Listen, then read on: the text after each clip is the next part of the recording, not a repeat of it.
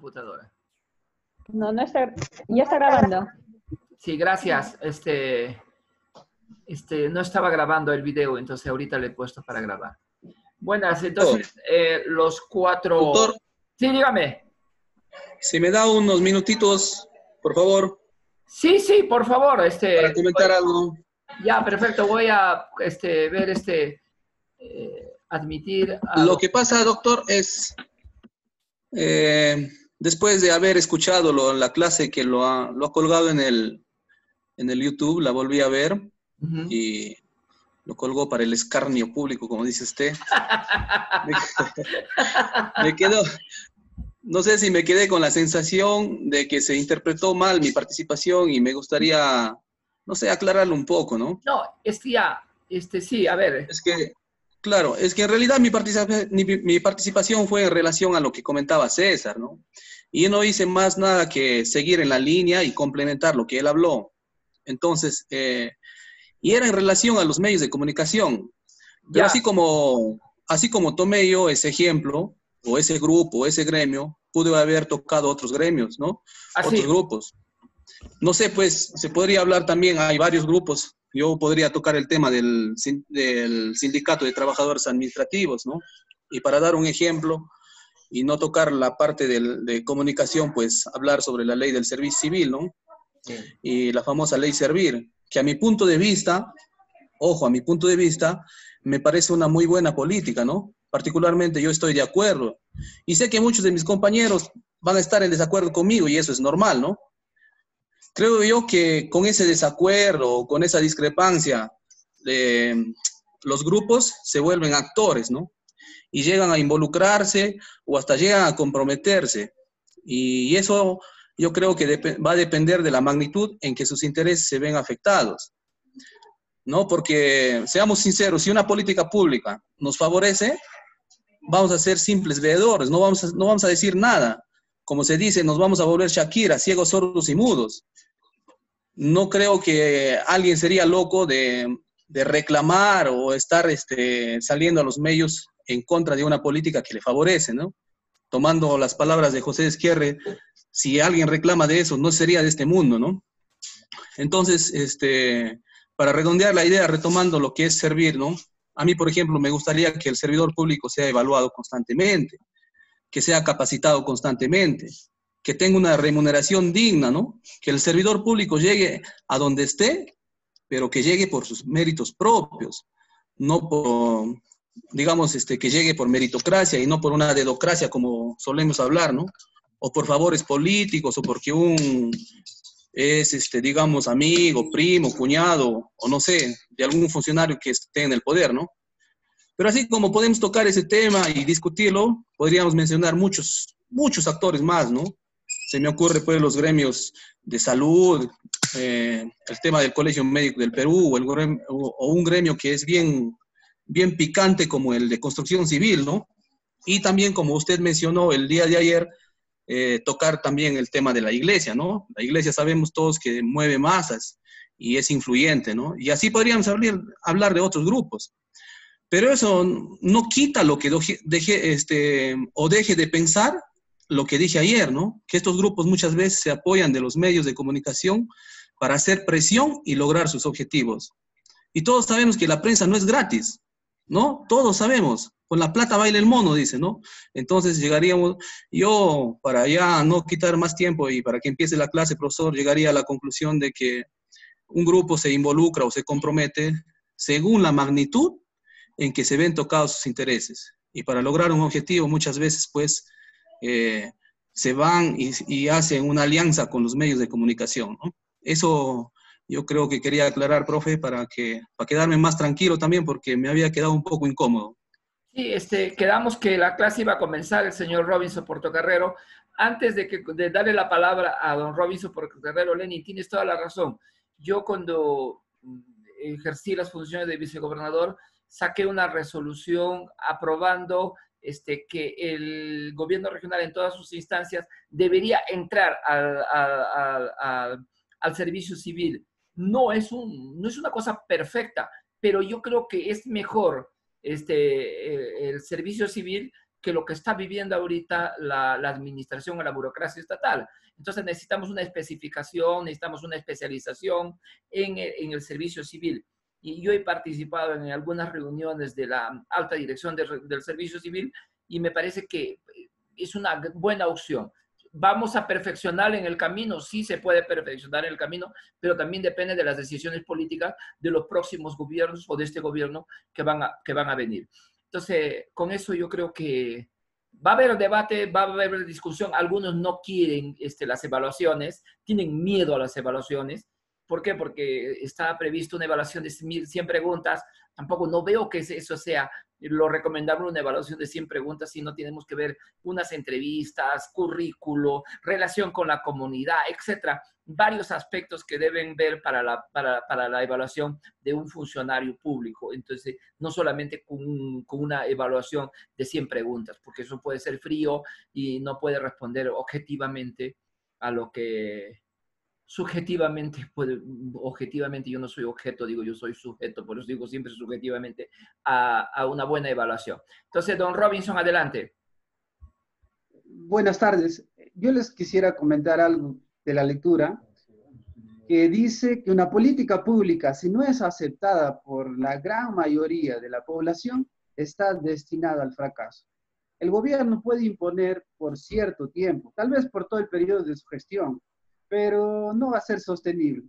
¿Y qué significa esto? Ya se ha visto en los gobiernos, el gobierno de Fujimori, el gobierno de Alan García, el gobierno de Toledo, pues yendo al gobierno de Alan García, que desde mi perspectiva ha afectado más tal vez a la región, al departamento de Amazonas con esto del baguazo, pues ya vemos en qué terminó. Entonces, voy a discrepar un poco con algunas participaciones en las cuales dicen que hacer una política pública es como, lo veo que lo dibujan como algo ya súper así delictivo, mucho a sus intereses del gobierno. Eso puede generar un problema en un gran estratega de gobierno, porque una persona que elabora políticas públicas tiene que ser un gran estratega, y ser un gran estratega significa hacer cosas que van a perdurar en el tiempo, que van a ser sostenibles, porque ese es el objeto de hacer política. La gran mayoría de los últimos años, personas que hacen política o que han llegado a ser gobernadores, a ser presidentes, he podido darme cuenta que no ha sido sostenible en el tiempo. Y haciendo el análisis de esta lectura, que les decía que viene por la Universidad de Antioquia de Medellín, Colombia, que hace un análisis, nos dice que esto de la gestión pública es de influencia europea y viene desde el siglo XX, y luego se ha ido ya estos conceptos desarrollándose en los estados, en los países de mejor desenvolvimiento o los que quieren estar con las tendencias internacionales. Y aquí habla de algo muy importante, que la gestión de políticas públicas es una estrategia para gobernar y para dominar al pueblo. Pero esta estrategia tiene 4 importantes soportes, que son la parte jurídica, es uno de ellos, la parte administrativa y otro, las disposiciones ideológicas y relacionado a los contratos. Estas son las partes que utiliza las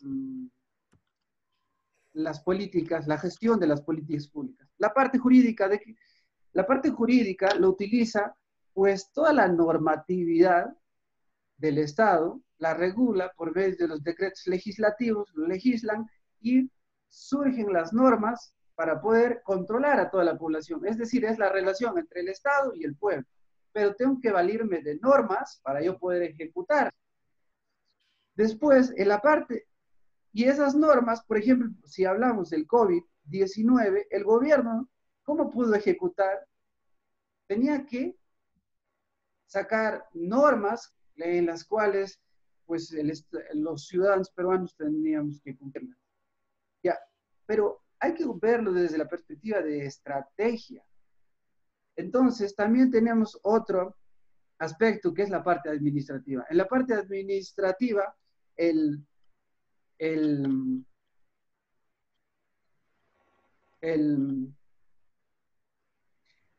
lo que se utiliza es el sistema de planificación como una herramienta de trabajo.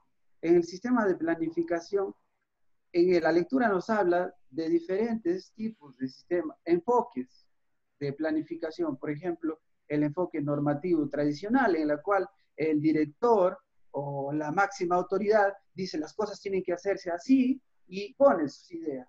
Al imponer sus ideas, nos dice que ya esa tendencia no es la más adecuada. ¿Por qué? Porque generalmente las personas, cuando ellos están sometidos a presión, pues hacen caso, pero espera que pase el tiempo y pierdas esa autoridad, todas esas personas van a ir en contra de ti. Y después nos da otro, ese sería el enfoque de planificación tradicional.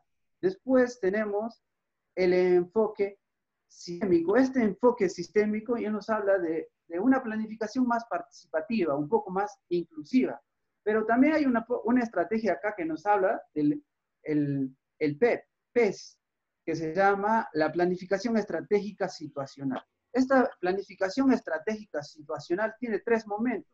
Por ejemplo, un momento explicativo donde todos hacen como un debate, quizás que estamos haciendo nosotros, dan sus ideas y el ejecutivo o el director escucha a todos. Al escucharlo a todos, pues él va viendo cuáles son ideas buenas, cuáles son ideas malas, y él está en la autoridad de seleccionar y ejecutar y decir, estas son las políticas públicas y esto es lo que vamos a realizar en este periodo, en esta gestión. Y hay un tercer momento, que es el momento operativo, que es el más decisivo. ¿Por qué? Porque en ese momento operativo es cuando se va a ver la estrategia para seleccionar al recurso humano. Una política pública, si no tiene un recurso humano idóneo, el más adecuado, está sentenciado al fracaso. Entonces, es el momento clave para un ejecutivo, para un gobernador, ver el recurso humano.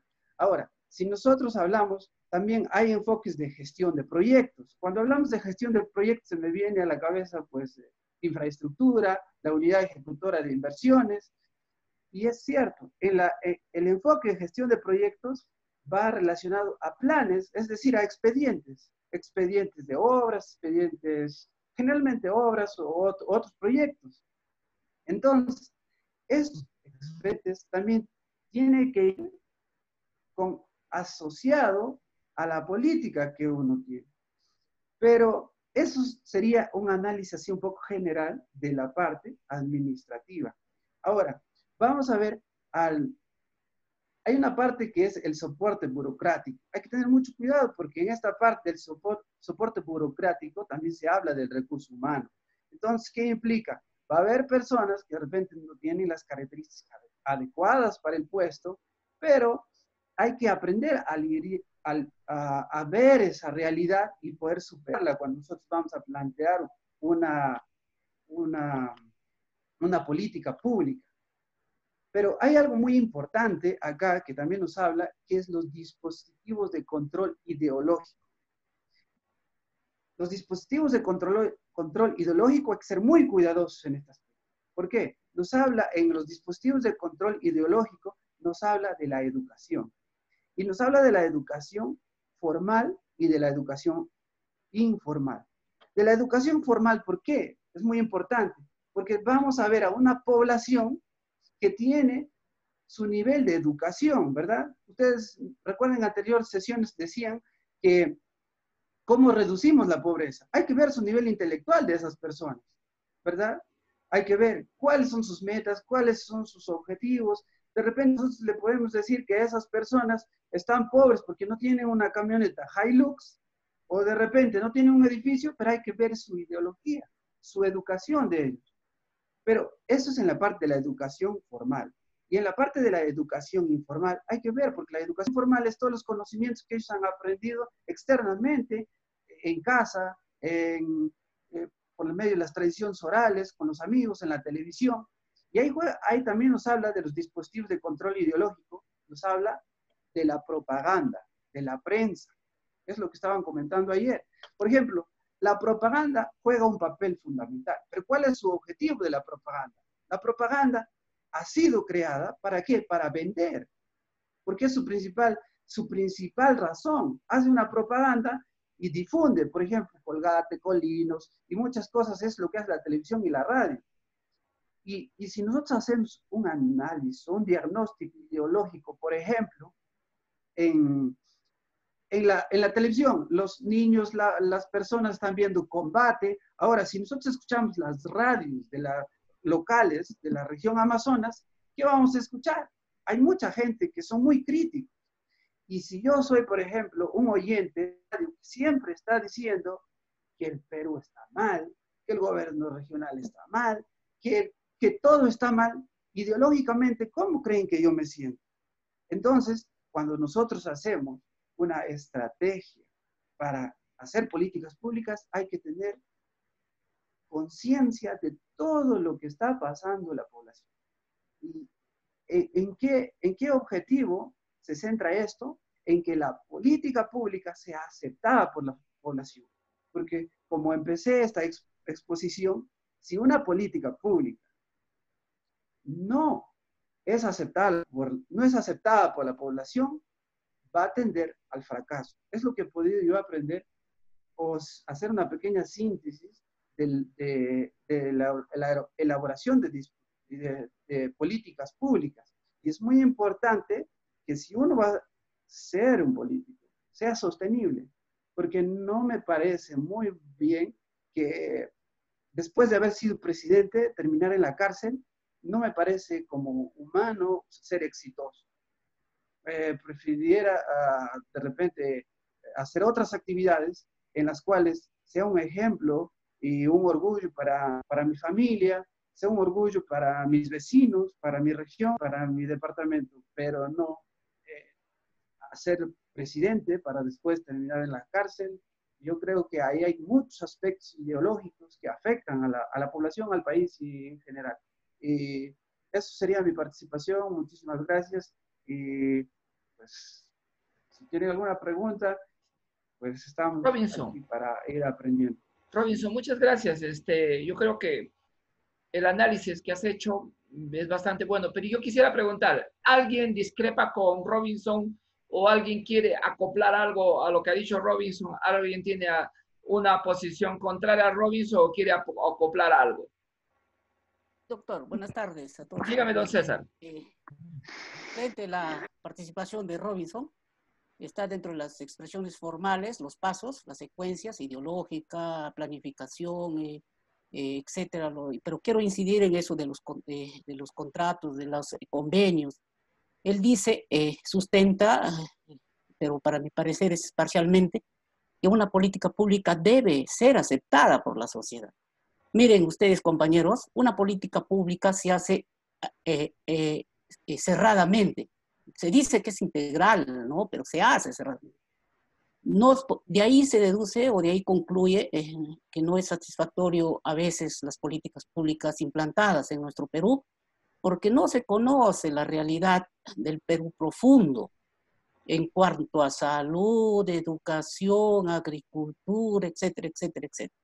Entonces, ¿por qué en estos contratos, convenios, que son una de las formalidades de la implantación de una política pública, que en toda la estructura, en toda esa secuencia para optar por una política pública, quién hace ese daño tremendo, no solo en el Perú, en toda la región, es el liberalismo o llamado neoliberalismo? Porque estas políticas públicas son implantadas, ya no, el control del gobierno es mínimo, por no decirlo nulo. ¿Por qué? Porque estas grandes empresas que implantan con los convenios con el Estado, utilizando artimañas para utilizar sus materia prima, etcétera, etcétera, dan limosnas al Perú, de modo que ellos se llevan toda la riqueza. Entonces yo discrepo en cierta parte con el compañero en que él dice que deben ser aceptadas por la sociedad. Es más, la sociedad le falta En nuestro Perú, la educación, pues, su nivel educacional no participa la población, los integrantes de la sociedad civil en su mayoría. Las políticas públicas vienen unilateralmente de manos con los grupos de poder que, influenciados por el neoliberalismo, que el beneficio es sus intereses, su empresa nada más. Y de ahí que los contractuales, esos mecanismos que utilizan, prácticamente está predominando el capitalismo y el socialismo. Y por lo demás está que por eso fracasa en toda la región Chile, bueno, no Chile, Bolivia, está enquistado ese, que no es de hoy, ¿no? Entonces, siempre vamos a seguir así. Por eso a ellos quieren que no haya buena calidad de educación para que nuestros pueblos no despierten, estemos ciegos, hagan lo que quieran, manipulen, den limosna, un pan, dale, dice, misa y fiesta al pueblo, y ellos no dicen nada, estamos callados, y el que reniega o el que quiere levantar su voz de protesta, ya es etcétera, ¿no? Eso es mi aportación, doctor. Perfecto, creo que la contradicción. Don Robinson, ¿y usted cómo analizaría la política pública del Estado peruano con respecto a la violencia de género? Hay una ley, la 30364, hay una comisión multisectorial de alto nivel con 9 sectores, el Poder Judicial, el Ministerio Público, la Defensoría del Pueblo, el Plan Nacional contra la Violencia de Género, aprobada por el Decreto Supremo 08 del 2016 del Ministerio de Justicia. Todo eso existe, pero para el trabajo de la violencia de la mujer solamente se ha destinado el 0,37% del presupuesto del gobierno. ¿Crees que con ese presupuesto se va a poder hacer un plan concreto, político, una propuesta política para erradicar la violencia contra la mujer? Hoy día tenemos ya cuántos feminicidios, el año pasado hemos terminado en 100 y tantos, 180, 160 creo feminicidios, y este año, a pesar del confinamiento, existen violencia. Entonces, con ese presupuesto se puede hacer, ¿qué es? Necesitamos más plata, más educación, o no toda la población va a estar a favor de una política pública de violencia contra la mujer. Los machistas no van a estar a favor de eso. Entonces, no todos van a estar de acuerdo. Los machistas no van a estar de acuerdo definitivamente. Van a decir que ellos son los que mandan todavía. Quisiera tu apreciación de eso, a ver, un poquito. Ya, referente a ello, miren, la verdad es que los últimos gobiernos del Perú nos han mostrado que hay una crisis en cuanto a la gestión política. Y es por ello que yo les mencionaba que la gran mayoría de los presidentes han terminado mal, pues, ¿no? Han terminado en las cárceles, con un nivel bajo de aceptación por parte de la población. Entonces, hablando de este tema de la violencia contra la mujer, y como usted, doctor, mencionaba y decía que el presupuesto es muy bajo asignado, y ello, con el presupuesto que se asigna, no se puede, pues, ayudar a reducir la violencia contra la mujer y la violencia en general en toda la población, porque con la asignación presupuestal a casi todos los sectores y lo que hablaban mis compañeros, asociado al nivel de corrupción que se ha venido presentando en los últimos años en el país, yo creo que es una forma también de violencia hacia la familia. Y ello ha conducido que hoy el Perú esté como se encuentra. Y por ejemplo, al nuevo congreso que se tiene en la actualidad, en la mañana estaba escuchando en Radio Programas del Perú y decía que una propuesta es cambiar la Constitución. Y yo creo que es motivo de análisis, tanto el legislativo, porque la gran mayoría de los legisladores se han están probados ya, que se han visto influenciados por empresas transnacionales y les han dado dinero, de una manera u otra, casi la gran parte de la gente inmersa en la política, podríamos decir que ha sido manejada por empresarios, pues, por privados, que quienes han agredido a las familias. ¿Y de qué manera? Pues han agredido, pues, incrementando precios, han agredido el capital que de repente era asignado, pues, para construir obras, no ha llegado al 100%, el capital que ha sido destinado, por ejemplo, para erradicar la violencia, pese a que es muy poco, también no ha llegado a los sectores o no ha llegado a las familias vulnerables. Y eso se puede ver, es por eso que los resultados no son los más óptimos y tenemos gran número de violencia familiar. En estos casos, por ejemplo, de COVID, estaba escuchando en la noticia, hay gran número de muertes, personas denunciadas, y como hoy en casa está mamá, está papá, está los hijos, pues se centra gran nivel de violencia familiar.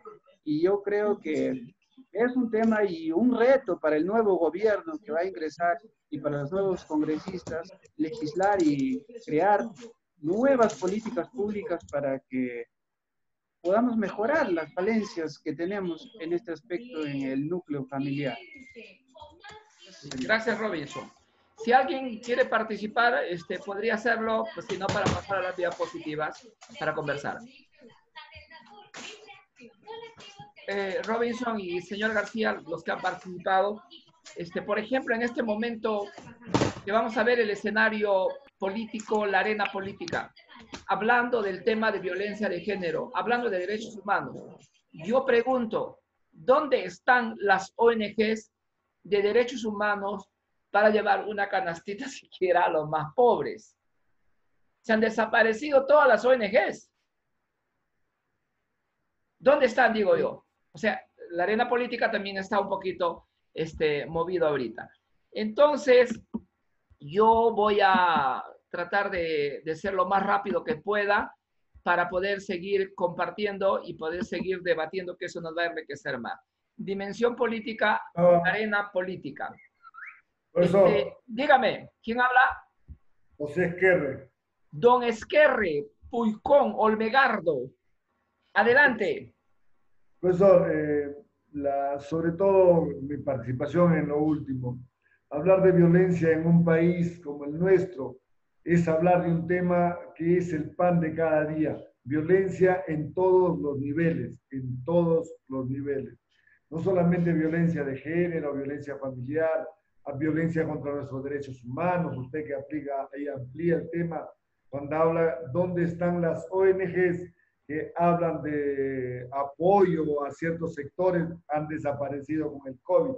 Ha desaparecido también la iglesia, un sector que no le escuché a usted tocarlo. Yo sé ayer lo hemos tocado. La iglesia también tiene que ver con el tema de género, porque cuando usted escucha, y espero que nunca vaya, a las iglesias evangélicas, ellos hablan del hombre y la mujer como un papel secundario. Nunca hablan de la igualdad y el derecho de la mujer.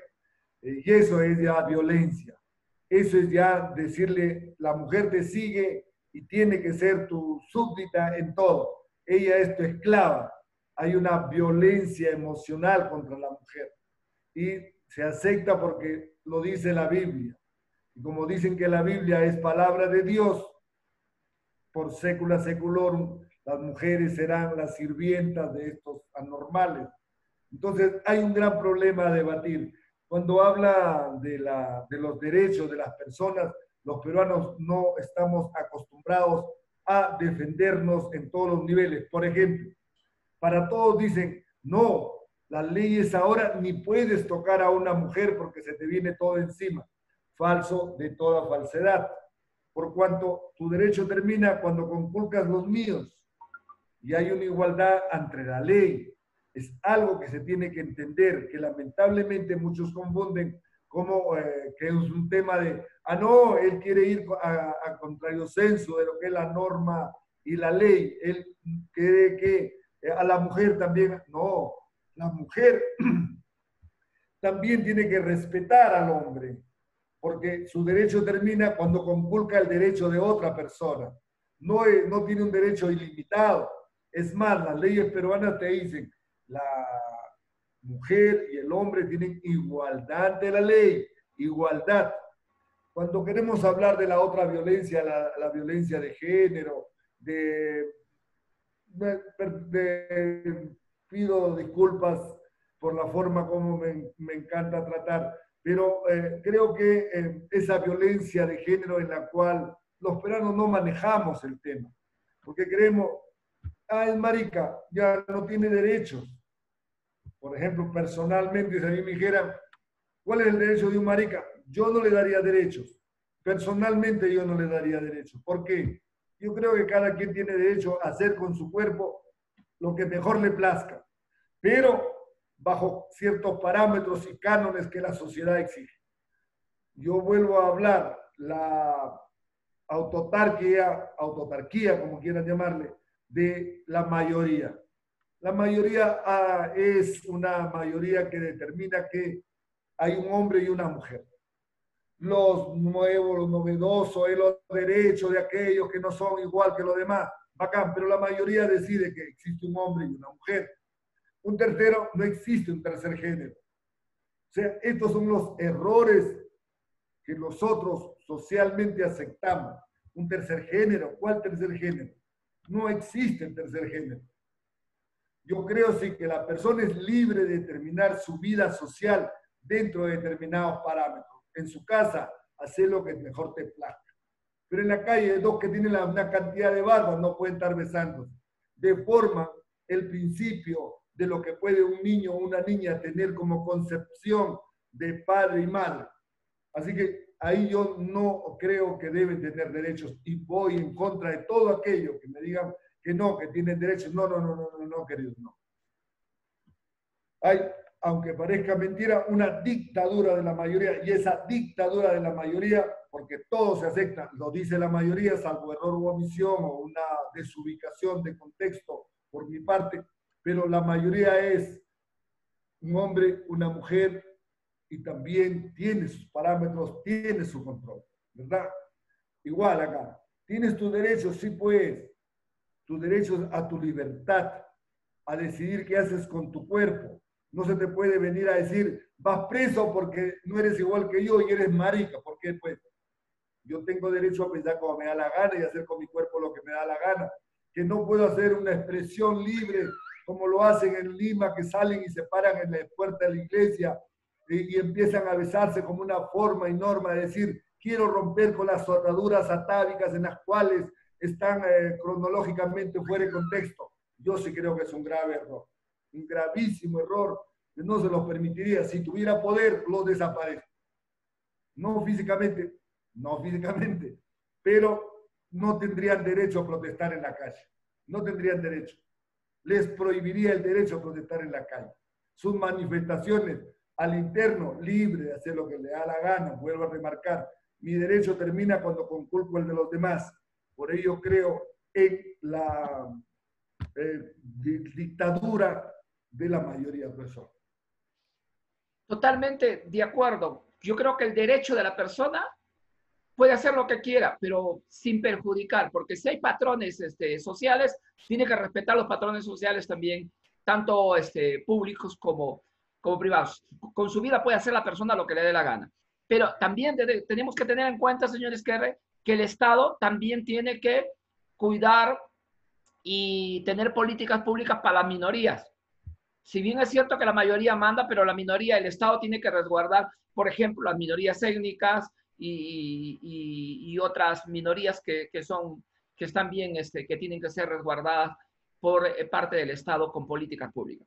Muy bien, muchas gracias a todos por esta introducción. Creo que estaba muy saludable, don Robinson. Usted ha hecho que podamos discrepar un poquito y entonces eso es bueno. La arena política, relación entre los actores. creo que ahí en las diapositivas están muy claras, y la formación de políticas está condicionada no solo a variables del entorno, lo que estábamos diciendo, también a las reglas de juego y a los intereses de los actores en el proceso. También los movimientos tácticos, ¿sí?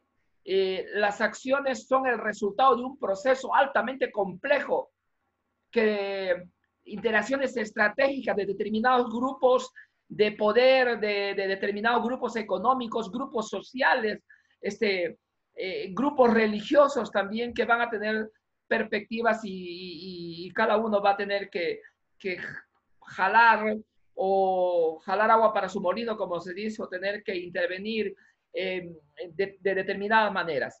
Este punto es en particular relevante, ya que los tipos de acción posibilitan la estructuración de discursos y prácticas facilitadoras.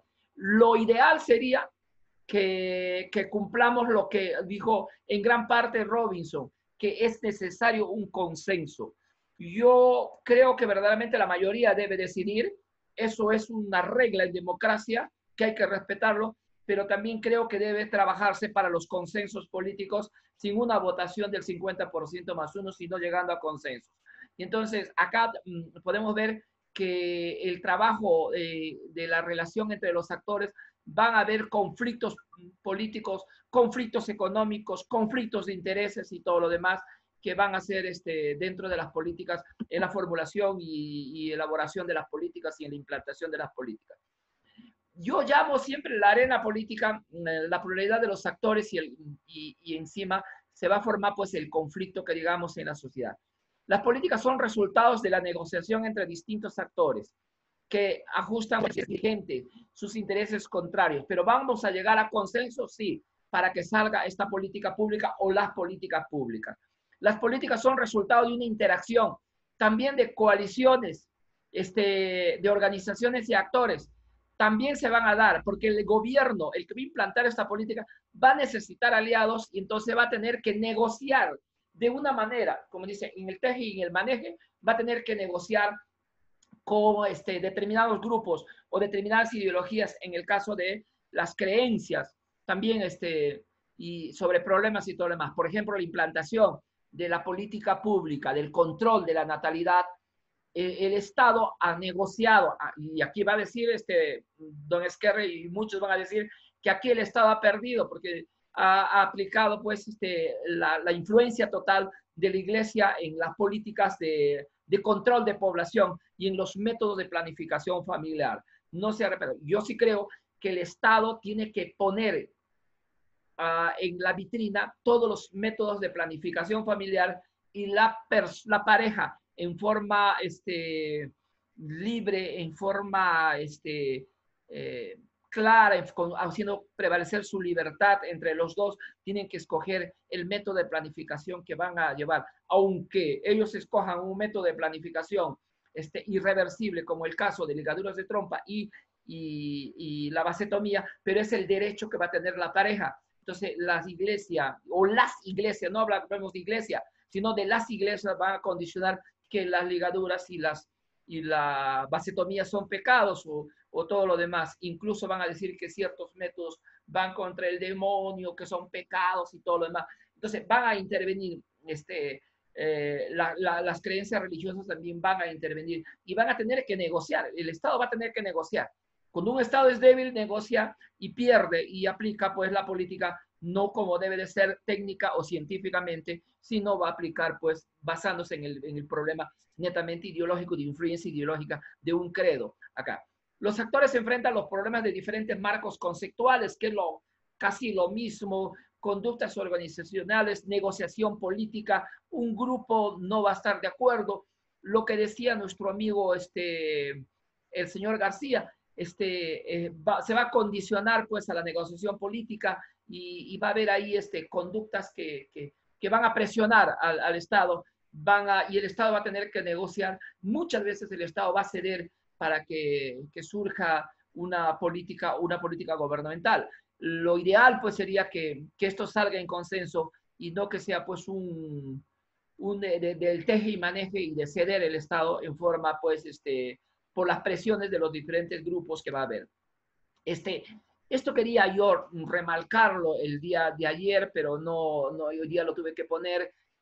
Los actores también que afectan las políticas públicas dentro de la arena política por la lejanía, por la organización, la percepción de daño o beneficio, la cultura y costumbres, ideología, los valores del Estado y de los grupos sociales, de los grupos de poder, la ideología religiosa, política, que puede haber. Decía uno que el neoliberalismo es el causante de todo. Sí, pero ¿qué ha hecho pues el socialismo también? ¿Cuál es la alternativa para el futuro? No sé, hay acceso al poder de las decisiones totalmente, el grado de educación de los actores, el grado de formación técnica, el grado de formación académica de los actores, la conectividad con el resto del mundo. Hoy día es esto básico, importante, la conectividad con el resto, cómo estamos conectados, no solamente como Estado, sino también como sociedad y como ciudadanos, cómo estamos conectados con el mundo.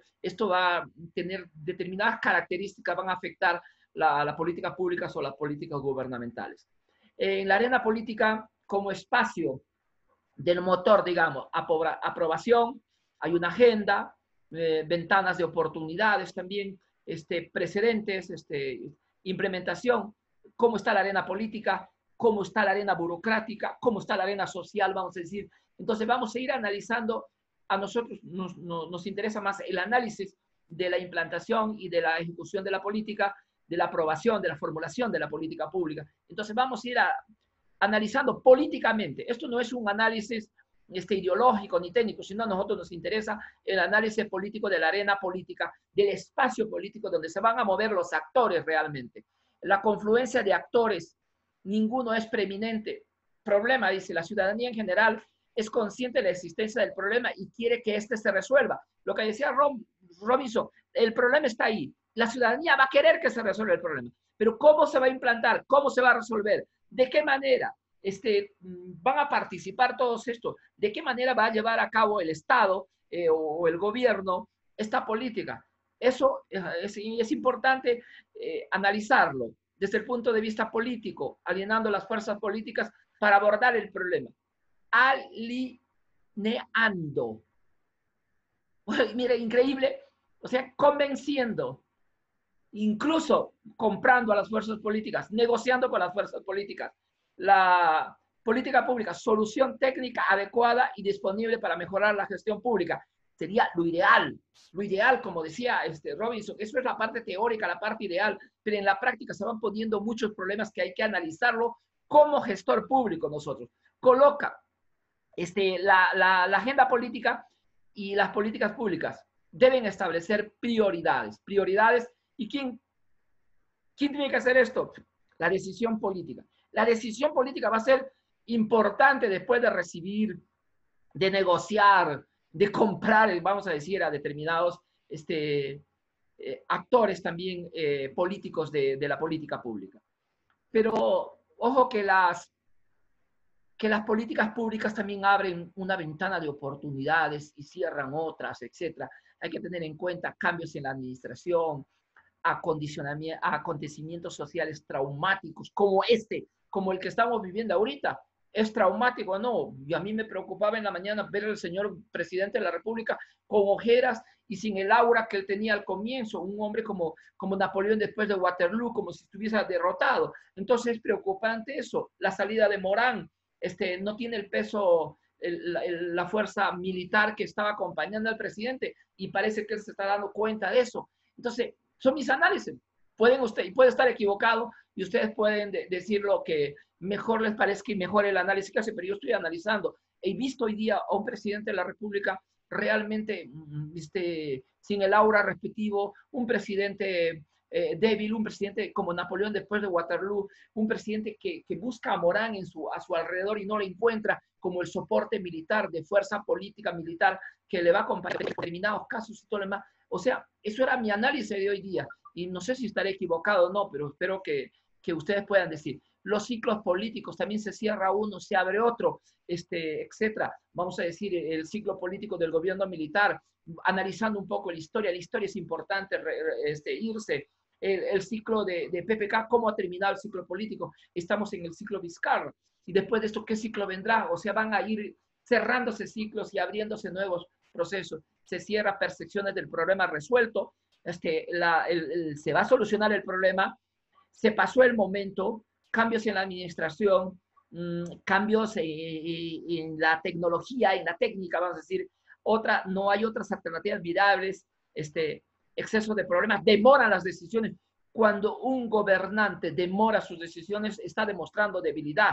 Entonces tiene que tener las decisiones más claras ahí.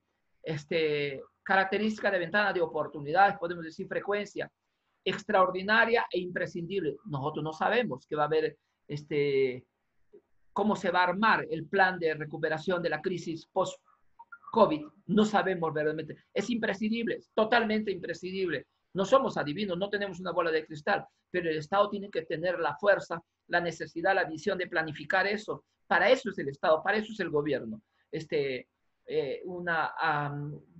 ¿Cómo será la predicción? ¿Cómo será el afrontar esta crisis post-COVID-19? No sé, corta duración, larga duración, resultados imprescindibles, pérdida del control del proceso, crea dilemas por el riesgo que implica, etcétera, y etcétera, podemos ir diciendo. Activistas de las políticas públicas, muchos activistas, muchos actores de las políticas públicas invierten recursos, tiempo, energía, reputación, dinero, esperan futuras ganancias económicas. La COFIE y los empresarios que están esperando, los políticos y las autoridades burocráticas que esperan, los expertos académicos que esperan o simplemente esperarán, como yo soy el ideólogo de una política pública, espera un reconocimiento, un diploma, un mérito de parte del Estado. No sé, la posición en el mapa ayuda, pero no determina, dice, se les identifica como figuras centrales en el drama, habilidades negociadoras y persistentes, o sea, una sola serie de cosas que se van a invertir en las políticas públicas y que muchos van a esperar ganancias, van a esperar reconocimientos o van a esperar algo. Entonces, son todas esas cosas que se deben ir analizando las políticas públicas. Pues una ventana de oportunidades políticas con las políticas públicas es tremenda y depende de los visionarios. Para eso son los líderes, para eso son los estudiosos, para eso son los que puedan tener esa visión de futuro, para que tengan para poder ver con mejores ojos las grandes oportunidades que vienen en el futuro. ¿Cómo se explica la brecha entre lo planteado y lo ejecutado? Las evaluaciones, etcétera. También aquí, la validez del diagnóstico, la calidad del diseño, en los aspectos técnicos, la estructura frondosa de las relaciones intergubernamentales. Cuando hablamos de relaciones frondosas de las relaciones intergubernamentales, el gobierno nacional con los gobiernos subnacionales, cómo está en el país, si hay conexión entre el gobierno regional y el gobierno nacional y el gobierno provincial y el gobierno distrital, que son las 4 instancias. No hay el gobierno regional, está el gobierno regional, pero a cargo de un departamento hasta que se formen las regiones. Entonces, esa relación, cómo está funcionando, falta de recursos financieros, lo que hablamos en antes, cómo antes con Robinson, cómo es posible que haya una política pública y se le da ínfimamente el presupuesto para 8, también la violencia es social y todo lo demás, ¿sí? Aspectos políticos, oportunidad del planteamiento, intereses de los grupos perjudicados. ¿Quiénes son los grupos perjudicados y qué intereses se está perdiendo? Y quiero terminar esta parte con esta frase de Albert Einstein, que dice, aquellos que tienen el privilegio de conocer, como ustedes, que tienen el privilegio de conocer, de tener un poquito más de conocimiento que la gente que va caminando, que los ciudadanos comunes y corrientes, tienen el deber de actuar. Ustedes que son la clase pensante, tienen el deber de actuar. Y desde donde estén, desde su ventana, tienen el deber de actuar. Y ese deber se va a convertir en un derecho también. Ustedes tienen el derecho de actuar, tienen el deber de actuar. Eso lo dice Einstein, no lo digo yo. Y creo que tenemos el deber, como ciudadanos, que tenemos un cierto nivel de preparación académica y todo lo demás, de actuar, de debatir. Y entonces podemos ir armando conciencia y creo que podemos tener la esperanza de tener un Perú mejor. Hasta aquí voy a terminar todo lo que son los temas netos de la calidad. y el día lunes tenemos que comenzar la segunda unidad. Se abre el debate, pero antes yo quiero ponerles un videíto que les ofrecí, si es que hay tiempo, y si no, le dejaríamos para la próxima clase el videíto para comenzar. Creo que porque tenemos 30 minutos para debatir y para conversar. A ver, ¿quién se atreve a debatir y a conversar un poquito sobre lo que hemos hablado? Me gustaría, si me permite. Adelante, don Escarre.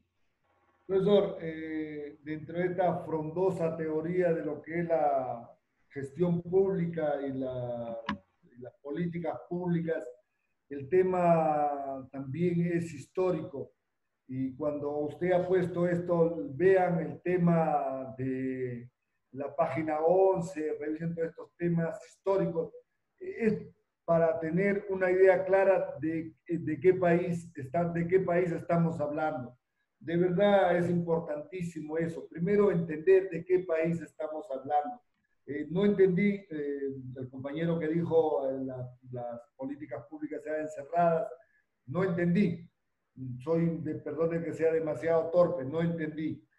Cuando quiero pretender entender sobre el socialismo, yo no sé hasta dónde hablan de socialismo y de qué socialismo hablan, porque también hay socialismo y socialismo.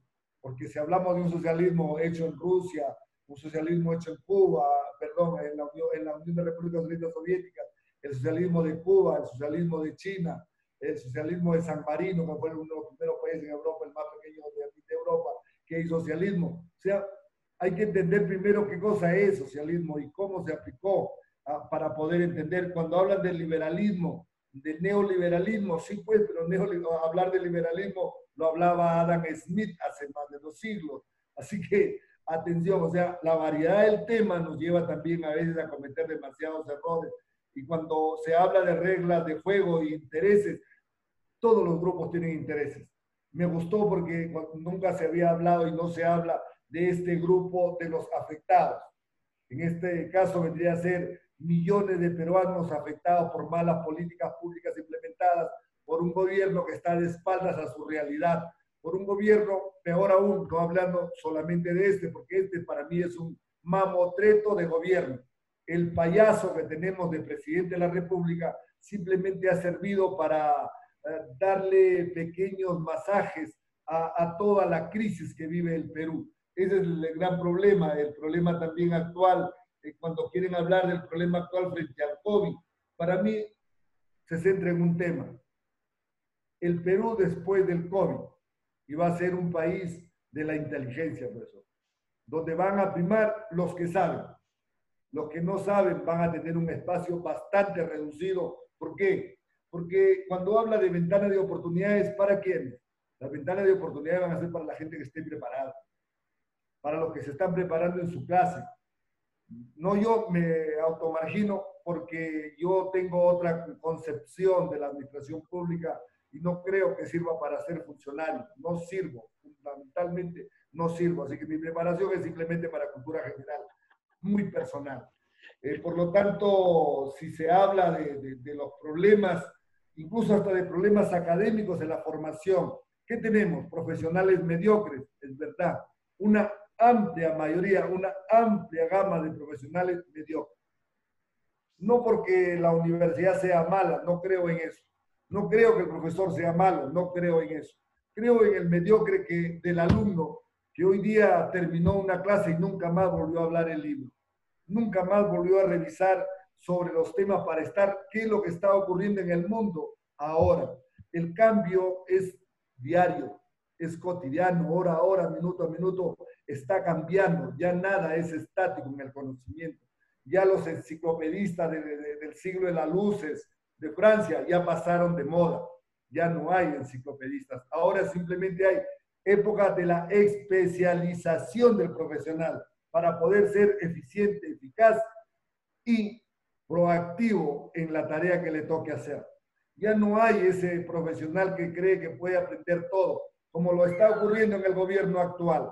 Tenemos un gerente regional que no tiene ni la menor idea de qué cosa es gobernar. Menos gerenciar. Porque para ser un gerente de una región necesita tener pergaminos, conocimientos reales de gerencia.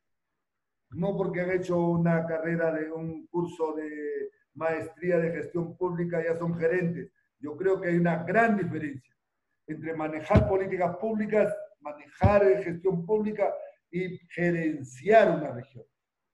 Para eso se preparan, para gerenciar. Hay personas que son gerentes, que tienen una formación para gerenciar, para manejar, para producir ideas, para mandar, para ser líderes dadores de poder. Esa es la gran diferencia que hay. Cuando se habla de las cuestiones cíclicas y predecibles, cuando usted está planteando este tema de qué esperamos, ¿esperamos qué, profesor? Este gobierno ha vendido 3.000 millones de dólares en bonos soberanos. 3.000 millones de dólares. El proyecto, vender 25.000 millones de dólares de bonos soberanos. Así que simplemente tenemos a este fantoche de presidente endeudando al país. Endeudando al país. Salimos de este COVID dentro de 3 o 4 o 5 meses y vamos a encontrar un país pauperizado, con crisis en todos los niveles. No hay que ser un sibarita o un genio, flotar la lámpara y para que salga el mago, el genio y nos diga qué país vamos a encontrar. Vamos a encontrar un país quebrado. ¿Quién habla de la ampliación de la cuarentena? Un militar, por Dios, los militares de mili, pequeño, tar, medida pequeña de la inteligencia. Por eso que son militares, porque tienen una pequeña inteligencia. Y pedir que esta gente hable de la cuarentena, por Dios. El mundo va en un sentido, ellos van en el otro. El problema de esto que está ocurriendo en el Perú es porque nunca hay planes de inmediato y de un promedio medio que debe darse con resultados. Ese es el gran problema que tenemos en la política peruana. Y finalmente, para dar la oportunidad que todos hablemos, las oportunidades de planteamiento y los intereses en los cuales tenemos un deber. ¿Cuál es el deber, profesor, que tenemos? El deber que tenemos es empezar a entender qué queremos con este país. Y usted lo dijo cuando a Fitzgerald Kennedy le dicen, bueno, a mí no me preguntes qué hace la patria por mí, sino qué hago yo por la patria. Esa es nuestra primera preocupación que deberíamos tener. En nuestra trinchera, ¿qué hacemos? ¿Qué hacemos? ¿Qué damos por este país? Probablemente yo no pido jamás que a mí se me acepte como un principio, como una idea, porque finalmente a mí poco o nada me interesa lo que opinen los demás, solo me interesa lo que yo opino de mí mismo y lo que creo y lo que siempre he dicho. Aquí estoy para plantear cualquier cosa con quien quiera y en el nivel que quiera. Porque si hay que hacer dos cosas, es a veces dejar de comer un pan para comprar un periódico, pero no pues la chuchi, la chicha, no, eso no. Comprar una gestión, comprar un comercio, comprar una república, que nos va a dar ciertas pautas de los mismos que hacen el periódico y de lo que la línea que tiene un periódico. Pero si pues, gastamos en comprar un condorito y no gastamos en comprar conocimientos, no esperemos poder producir ideas que sean capaces de cambiar en algo esta difícil situación por la que atraviesa nuestro país históricamente, no de ahora. Tampoco le podemos decir que este fantoche que tenemos de presidente va a cambiar este país. No pudo cambiar Moquegua, menos podrá cambiar el país. Gracias, profesor.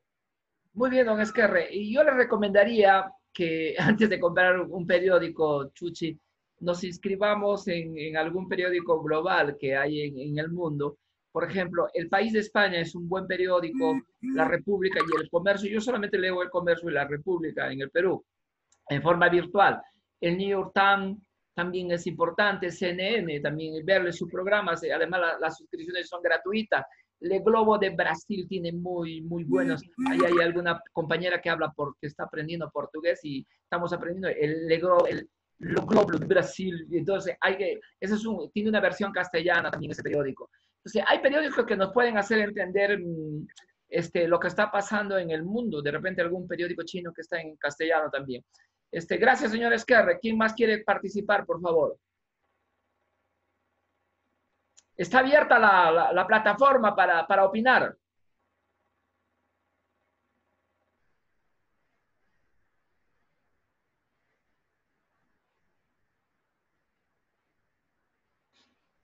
Don Robinson quiere opinar, pero se detiene, no sé. No, le estoy dando la oportunidad a mis compañeros. Sí, Yo ya pero creo nadie quiere hablar, que estamos esperando. Estamos hablando de los actores políticos de la arena política, las contradicciones políticas que pueden haber, que va a ayudar el debate a enriquecer lo que tenemos realmente y lo que pensamos.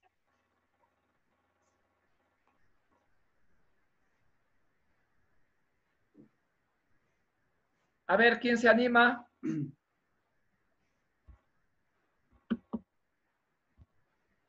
¿Quién se anima?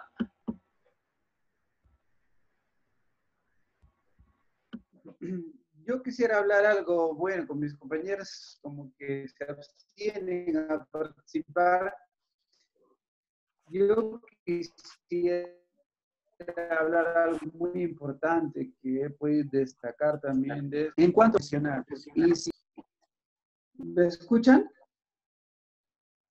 Sí, habla. ya, ¿me escuchan? Sí, compañero, sigue, sigue. Sí, Robinson, te escuchamos. Ya. Entonces, pero creo que el doctor acaba de... Habla nomás, compañero, él está viendo en su pantalla. Te escuchamos.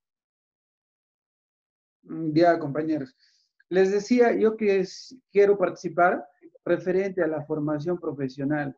Y cuando hablábamos en el aspecto administrativo del recurso humano, nos decía que una sociedad que lee, una sociedad que se educa, ese recurso humano es muy rico porque elabora ideas y va a ayudar a innovar la realidad y puede mejorar el Estado. Pero algo muy importante también es que cuando se va a implementar los cursos de capacitación, es muy importante que las autoridades estén involucradas en ello. Y algo que podríamos pasar más allá de los cursos de capacitación que se vienen realizando, es ir específicamente especializándonos, pero más en el campo normativo. Es decir, las leyes que reglamentan esa determinada actividad. Aparte de ello, los decretos, todo ello, un funcionario público debería conocer toda la normatividad específicamente del área donde está laborando y que las capacitaciones se centren en ello. Porque si las capacitaciones se centran en temas generales, no vamos a encontrar profesionales especialistas. Y es lo que buscamos para que se mejore la gestión pública. Y ello he podido rescatar en las lecturas, que las capacitaciones se vean en otro nivel. Y, por ejemplo, había algunas experiencias que he podido rescatar en la lectura que decían que es habitual en Europa, en las áreas especializadas, pues encontrar como un manual de funciones, un manual donde se puede identificar la información con facilidad. Entonces, y eso como que acá en Perú no se puede ver. Existe un manual de organización y funciones, pero eso está bien escondido, no se puede identificar. Ahora, por ejemplo, libros de reclamaciones, algunas entidades, no sé si ustedes conozcan que tiene un libro de reclamaciones, al final son entidades públicas, ¿verdad? Pero pues no está implementado. Entonces, esos aspectos son muy importantes que yo he podido rescatar en la lectura y que sí se deberían implementar en una gestión pública, pues proyectada hacia el bienestar común y aparte de ello, mejorar, que es la razón de ser del ser humano, porque como actualmente yo estoy trabajando en la Dirección de Tecnologías Informáticas, se ve que hay personas que están creando softwares. Por ejemplo, el Zoom que estamos utilizando ha sido creado por mentes brillantes. Hoy nos está sirviendo en esta cuarentena. Pero, y hay manuales y personas que están creando esa información, pero es porque se basan en aspectos normativos, en aspectos más científicos, no mucho en temas generales. Y las leyes y los reglamentos, yo creo que para la gestión administrativa son buenos. No sé qué apreciación podrían tener ustedes, lo puedo rescatar de la lectura y pues complementar los conocimientos que vamos obteniendo de las lecturas que nos va proporcionando el doctor y fortalecer. Tal vez hay partes que tengo vacíos, pero a través del debate ustedes complementan mis ideas y yo también, y podemos mejorar este cerebrito para que sea más útil a la sociedad y a los amigos y a todos, ¿no? Que es el fin, creo, de un gestor público. Y sobre todo a las instituciones y a nuestro país que nos vio nacer.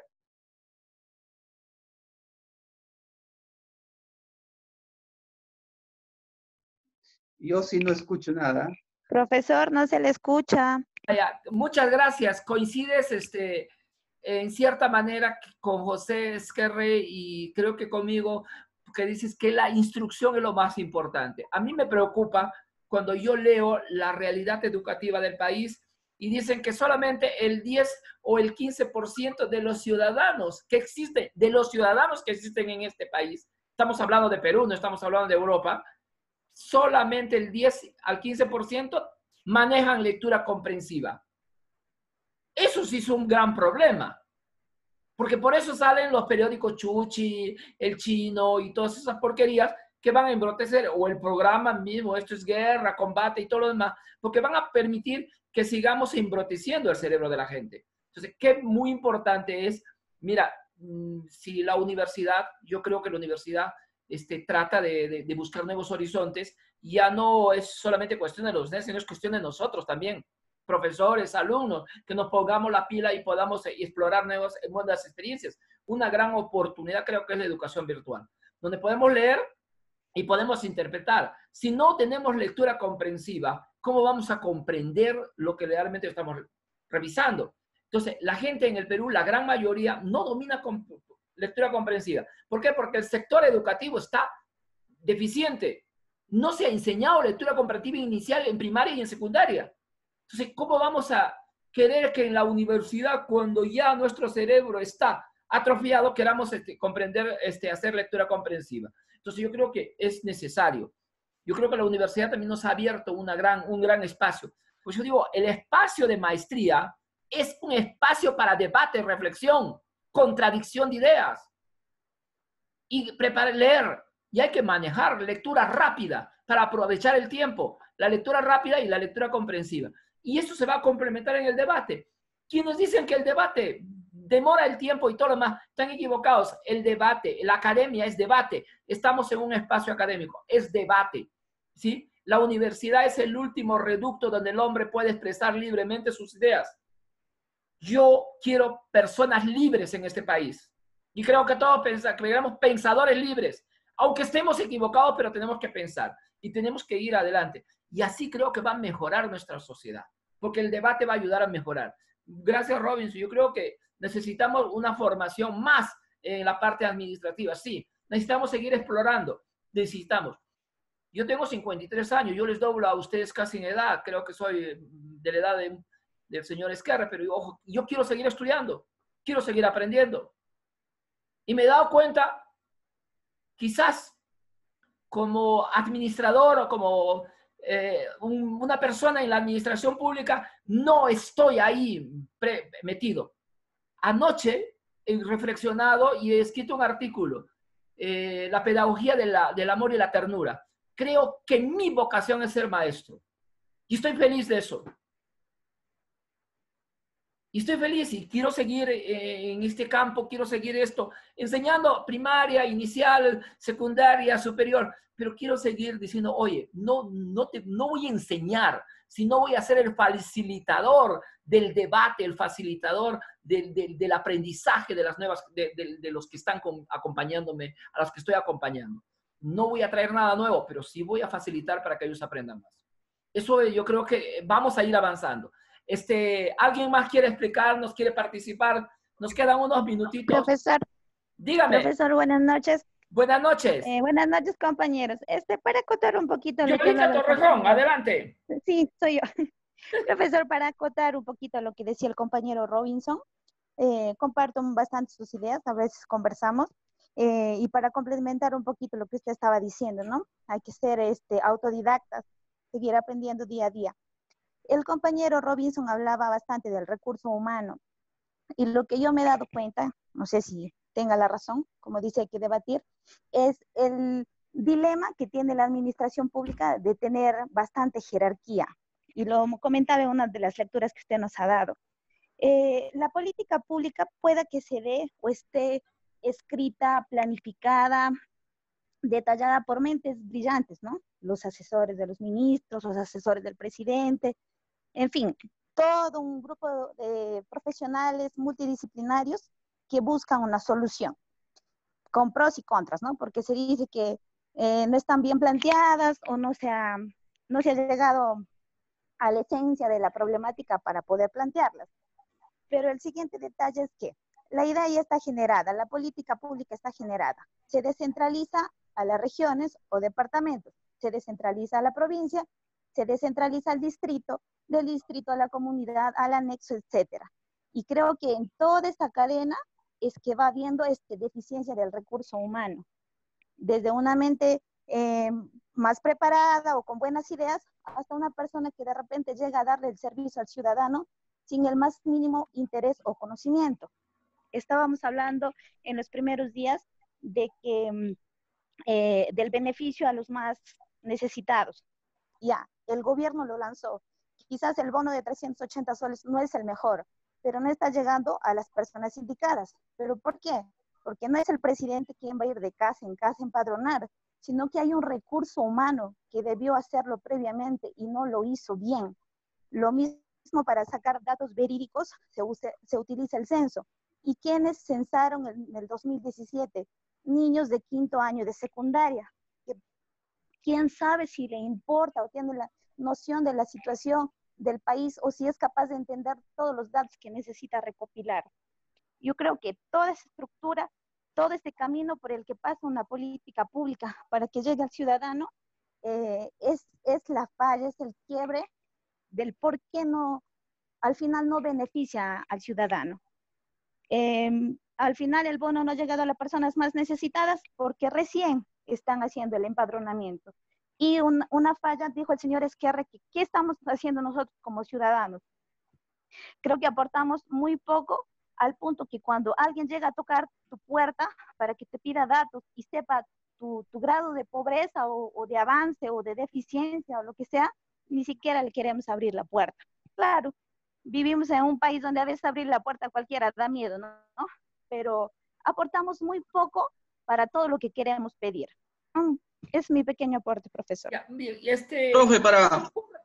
Quisiera preguntar si está en línea López Curi Ronald. No ha participado en ninguna sesión, López Curi. López Curi. Don Jonathan Antonio está en la línea. Tampoco, solamente ha participado en 2 sesiones. Y Gupio Gómez. Gupio Gómez. ¿Quién es Gupio Gómez José Nehemías? Sí está en línea, profe. ¿Dónde está? Pero no tengo ni una participación de estos 3 señores. Es que él tiene que llamarlo por su nombre en portugués. CC. Ah, en portugués. Mazo CC. Pero no tengo ninguna participación. Yo necesito una opinión de él, una diserción, algo de estos 3 señores. Porque de los otros ya tengo una idea de lo que opinan, participan, y me parece bien, pero de Nehemías no tengo ninguna, de Jonathan Antonio tampoco, y de Ronald López tampoco. De estos 3 señores no tengo, pero su registro de asistencia, pero Ronald no registra ni una asistencia, y me preocupa eso. Entonces, a ver, ahora sí, ¿alguien más quiere participar? Que nos quedan unos minutos todavía. Profesor, buenas noches. Buenas noches. Jacqueline. profesor, para compartir algo, ¿no? Bueno, como decían, es Acércate un poquito a tu micro. bien, es importante seguir enriqueciendo nuestro conocimiento, pero me parece que lo más importante es llevar una educación basada en principios morales, empatía, en ética, ¿no? Que formen un buen profesional, porque si bien es cierto, hay profesionales con muchas especializaciones, títulos, pero la parte humana no se ve, la calidad de persona. Yo le hablo porque el 2018 hice mi tesis y bueno, vi la satisfacción del usuario en el Hospital Regional Virgen de Fátima y el 72% está insatisfecho. Y un ítem importante es que el profesional, supuestamente, que lo atendió, no le brindó esa empatía, ¿no? Entonces, ¿de qué estamos hablando? ¿De qué tipo de profesionales? Si bien es cierto, en el aspecto de la salud, nosotros estamos para brindar esa falencia, ¿no? Que tiene el usuario que acude, para darle seguridad.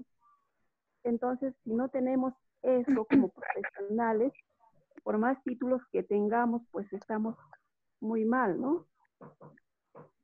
Entonces, yo pienso que en las instituciones los recursos humanos es el talón de Aquiles que son todas las instituciones. Sería importante en ese aspecto determinar bien las políticas que van a dirigir las instituciones.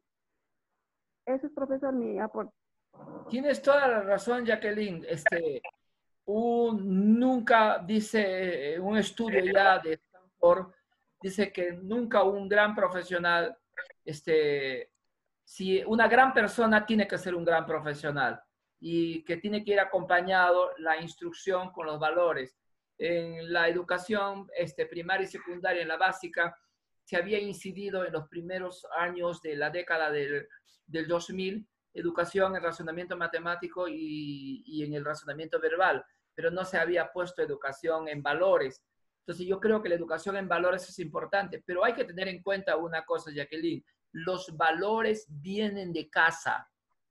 Exacto. Una cosa es instrucción, lo que estamos haciendo es instrucción ahora, capacitación, mejoramiento cognitivo, pero pero la educación viene de la casa. La educación es respetar los valores que debe haber, la puntualidad, el respeto. Lo que decir, señores, que mira, tú puedes hacer lo que quieras, pero el respeto es principal.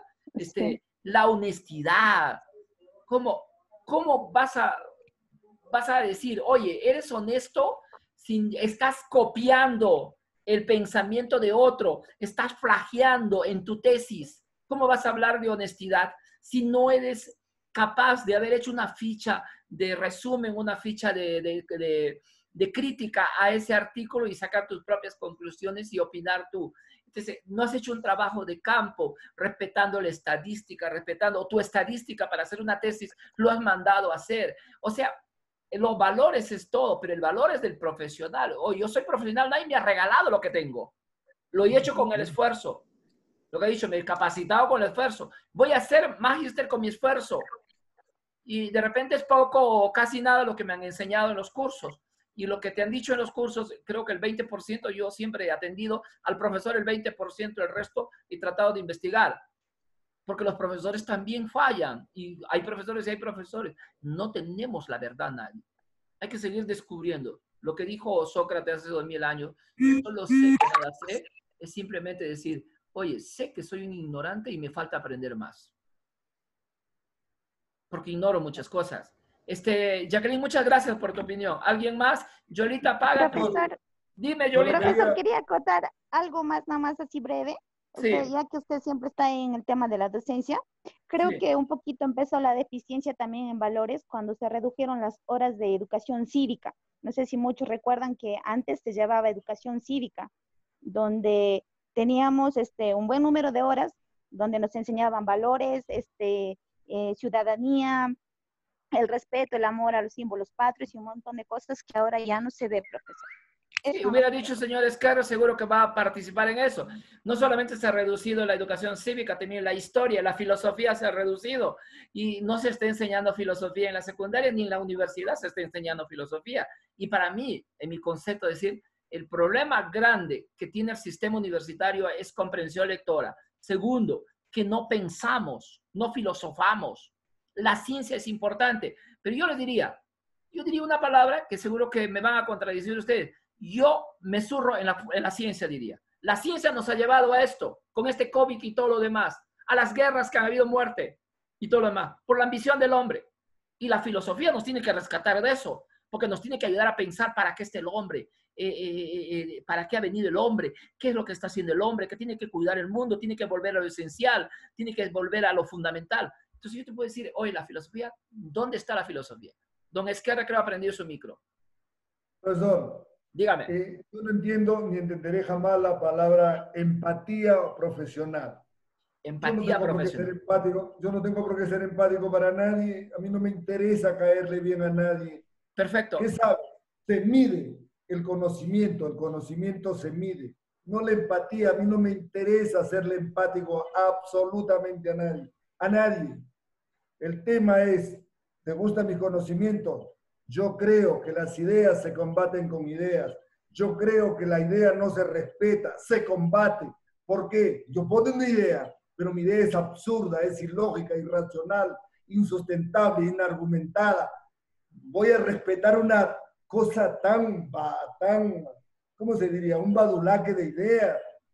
Algo que no tiene ningún fondo. Voy a respetarla por amor a Dios. Acá estamos en un principio. Y para elevar conocimiento, usted bien lo ha dicho, profesor, la gente no tiene por qué ser empática, tiene que ser capaz, tiene que ser inteligente, tiene que ser una persona que se prepare día a día para demostrar capacidad, no empatía, porque para empatía yo tengo una mujer muy bonita, más empática que el diablo, y ando bravísimo con ella, es empática. Entonces, eso no vale. Acá estamos en la era del conocimiento, de la capacidad, de la inteligencia, de lo que puede ser merituable y merituable, merituable y merituable. Medir y su mérito del por qué se llega a un lugar.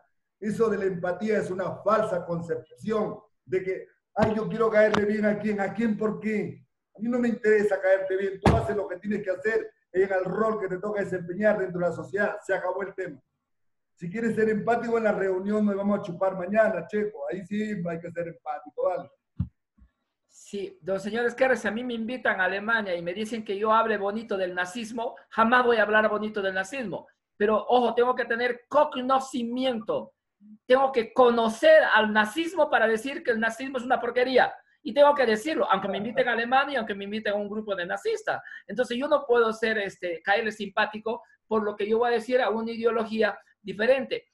Decimos que el socialismo, ¿qué es el socialismo? El socialismo todavía no sabemos, ni los países que han tenido el socialismo saben lo que es el socialismo. Ellos dicen, estamos en tránsito al socialismo. Eso lo dice Vietnam, que para mí la mejor interpretación del socialismo lo han tenido en Ho Chi Minh, en la Universidad de Ho Chi Minh en Vietnam, con el mismo, con los pensadores de vamos hacia el socialismo. Igual puede ser en la China. La China, su actuar, supuestamente la China comunista no tiene nada de comunista, es una China capitalista y punto.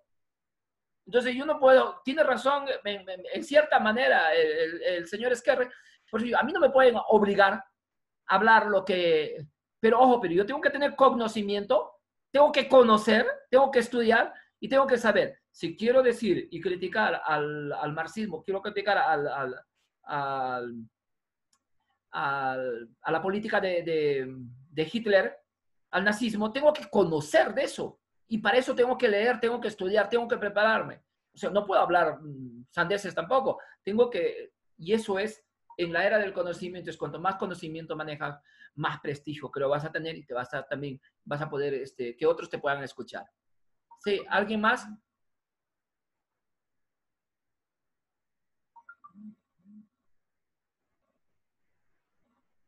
Se quedaron callados todos. Un silencio sepulcral. 2 segundos. ¿Ah? 2 segundos. Permítame 2 segundos. Dígalo.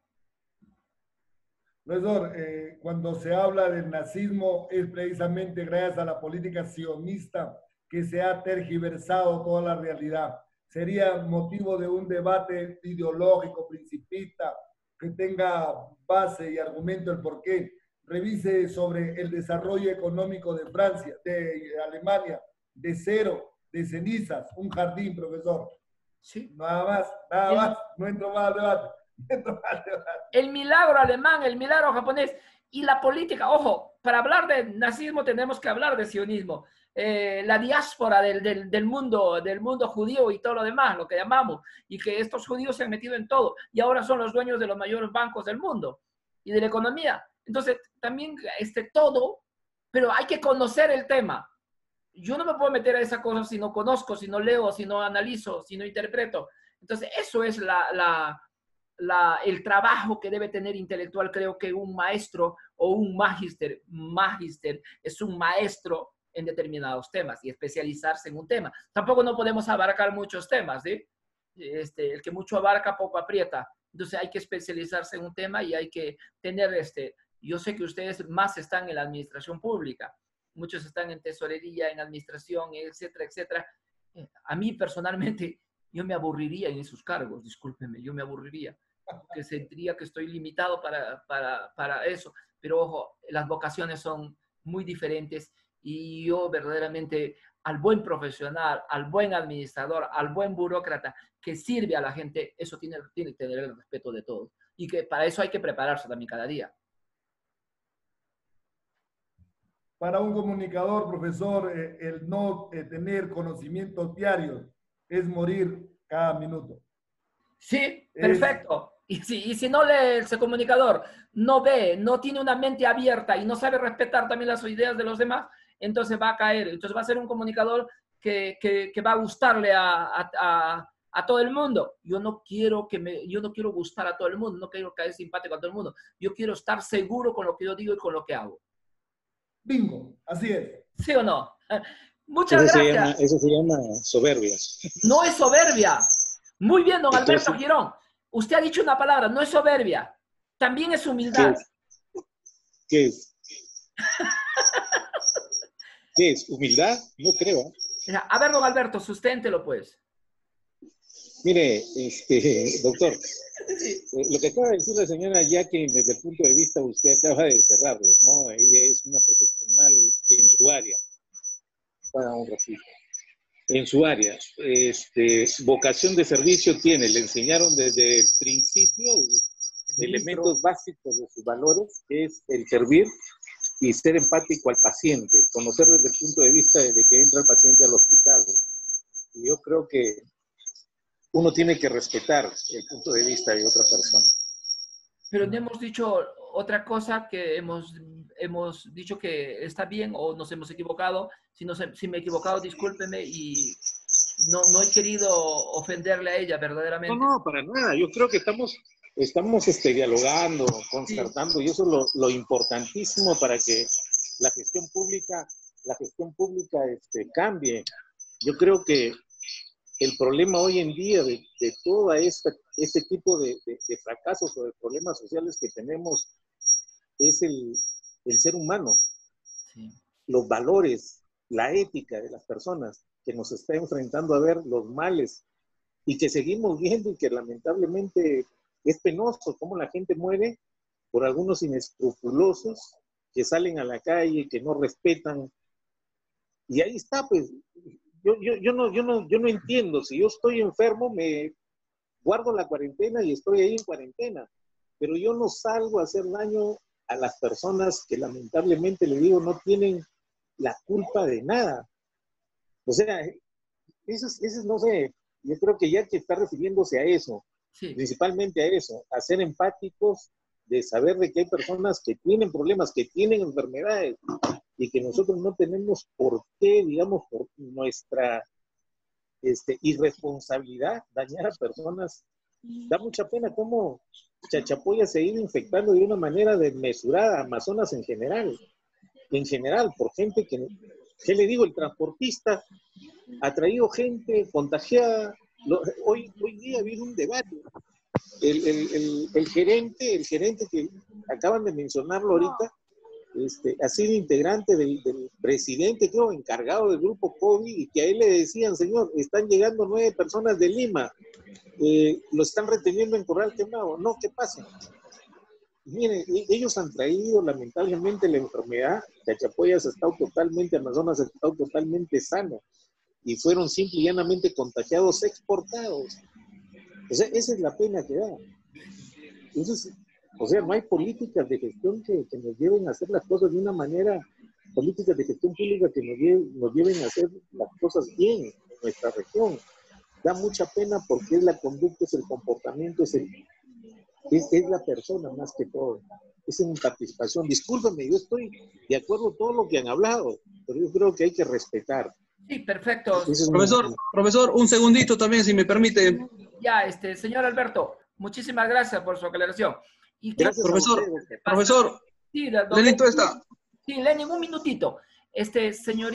Señora Jacqueline, si yo he sido inoportuno, yo le he ofendido, verdaderamente que me disculpe, no ha sido mi intención. Yo sé que usted es una gran profesional, los debates que estamos participando ha hecho buenos aportes y verdaderamente sigamos adelante. Si hay alguna contradicción, creo que va a ser para mejorar. Adelante, don Lenin. Profesor, solo para de alguna manera redondear la idea que dice el doctor Juan Girón, que quizás en algunas carreras o en algunas, no sé si me equivoqué yo, no necesiten ser empáticos con las personas, pero imagínense si un personal de la salud no es empático, que no sienta o que no se emocione ante el sufrimiento del otro, que venga pues y que se muera pues, ¿no? Entonces yo creo que esa forma de sufrimiento, de entender el sufrimiento de otra persona, entendida como tal vez una forma de solidaridad, ¿no?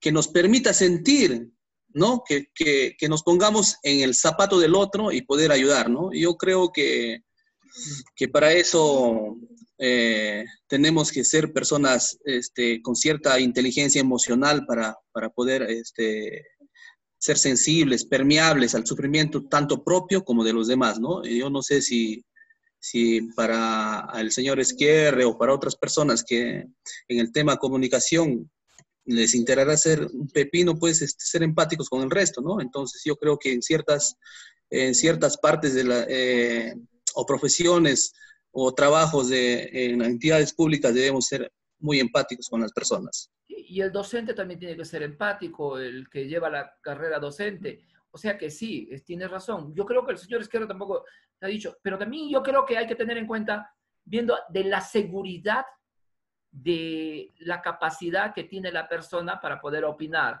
O sea, tiene conocimiento, lo que estamos viendo es el adquirir conocimientos en una era del conocimiento que estamos viendo. Entonces, la preparación científica, académica, el manejo de bibliografía que puede tener el ciudadano, en eso, y en aportar la idea en un debate. Estamos en un debate académico y podemos decirlo claramente. Entonces, yo creo que yo me refería a eso, no me refería al tema de empatía que debe tener, las enfermeras. Yo creo que las enfermeras, Dios mío, en este tiempo yo... las veces que me han tratado las enfermeras, yo les tengo un cariño tremendo a las enfermeras. En el seguro me han atendido de la mejor manera y son un ángel de Dios. Yo pienso que las enfermeras son un ángel de Dios. No he tenido problema con ningún médico, porque los médicos que han llegado a atenderme en 3 operaciones que he tenido se han portado maravillosamente, siempre, en diferentes etapas de mi vida. Entonces, y he visto que hay empatía, y la empatía también lo tiene que tener el docente. Si yo no tuviese empatía, entonces no estaría tampoco frente a ustedes, definitivamente. Yo creo que el señor Esquerra ha querido decir de otra manera. No, me gustaría que no me interprete. Me gustaría plantear el tema. Yo hablo de empatía y está saliendo de contexto. Una cosa es empatía y otra cosa es ser profesional en su trabajo. La enfermera, el médico, no son empáticos, son profesionales en su área. Ellos tienen que tratar al paciente con ese cariño que ellos tal vez ni lo sientan, pero que tienen que mostrar. Es como el payaso, puede estar llorando, pero su careta le da una risa y una alegría al que lo está mirando. Eso son cosas diferentes. La empatía es lo que usted transmite como persona para quien usted quiere caer bien. No en las profesiones, profesor. Y están sumamente errados quien quiere aceptar de que yo soy empático. Mira, ¿sabes qué? Yo llega un enfermo y tengo que hacerle, oiga, ¿sabe qué? Acá y hacerle la conversación. Tema diferente. Es las circunstancias concretas las que nos compañero, estás equivocándote te estás equivocando en el concepto en todo caso, porque empático es ponerse en los zapatos del resto, ¿no? Yo creo que... Oh, Dios mío, qué barbaridad. ¿Quién te ha dado esa idea tan absurda? Es obtuso total lo que estás planteando, por amor a Dios. Porque, oye, en la universidad a un médico nadie lo enseña a ser simpático o a reírle a una persona cuando llega. Nadie te enseña eso. O sabes que te enseñan eso. Ni a ser payaso, ¿eh? Exacto, a nadie le enseñan a ser payaso. Eso es personal, eso es propio de la persona. La empatía como valor, señor Esquerre, la empatía como valor,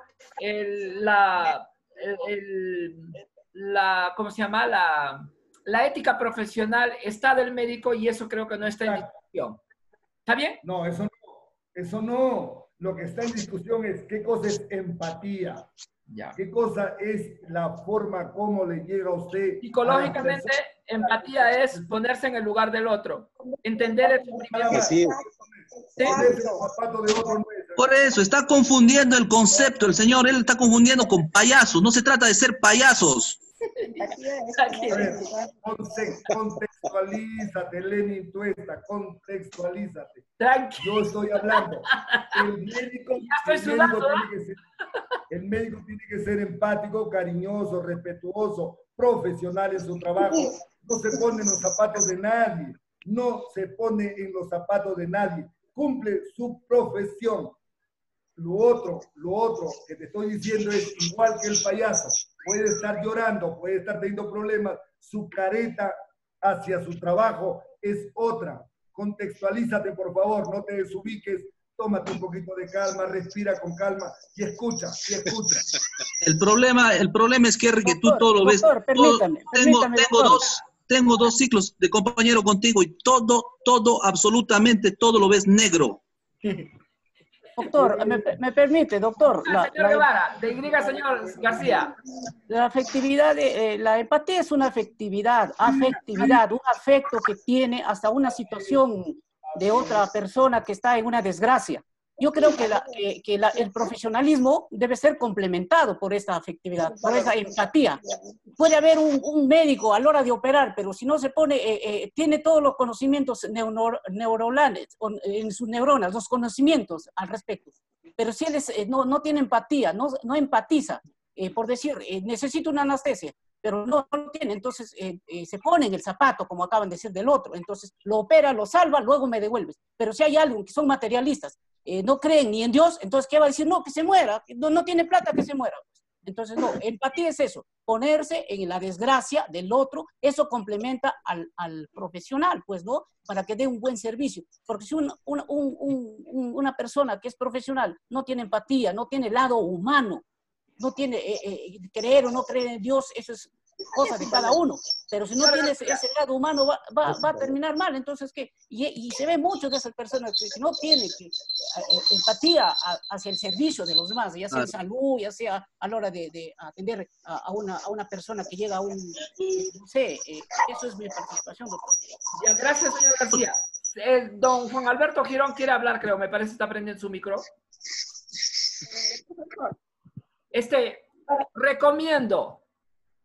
Recomiendo leer la inteligencia emocional de Daniel Goleman. Es un libro maravilloso que va a ser enfocado en las emociones de la persona desde la neurociencia, muy interesante. Nélida, ¿contigo terminaríamos o con quién? ¿Con Jacqueline? Adelante. Como decía el compañero César, ¿no? Bueno, puede ser todo profesional, pero quizás no tenga ese valor que, bueno, es la empatía, ¿no? No se pone en el lugar de otras personas. En estos tiempos se está viendo eso, ¿no? Los profesionales, bueno, de la salud, algunos no están siendo empáticos, ¿no? Con con los pacientes. A eso yo me iba en ese punto, ¿no?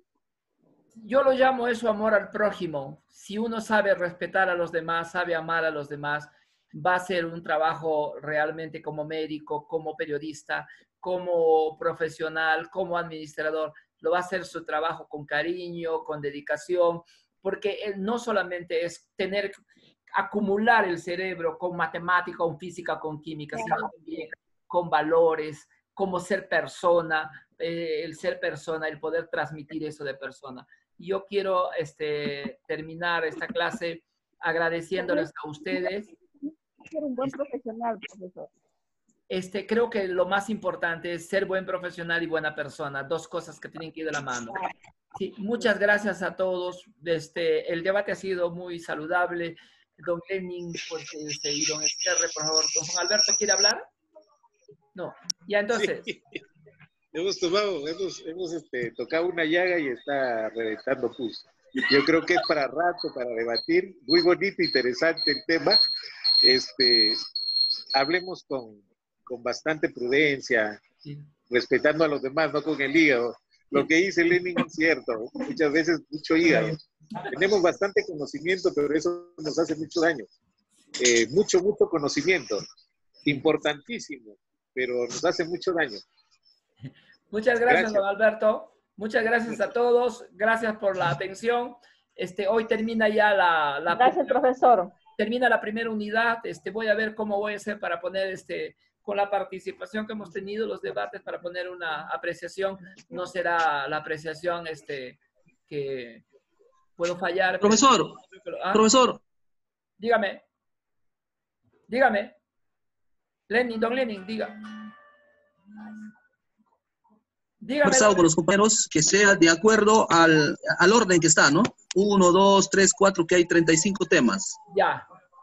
Sí, doctor, eso es lo que... Entonces, ¿quiénes arrancan el día lunes?